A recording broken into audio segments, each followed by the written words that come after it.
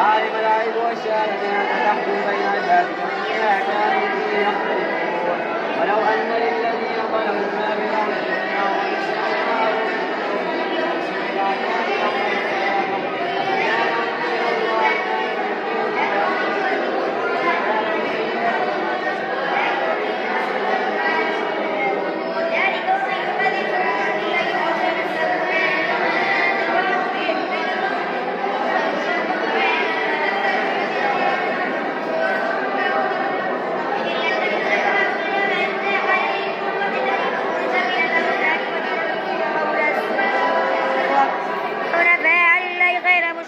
الله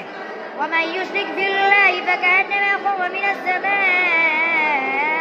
فتخطفه الطير وتهوي به الريح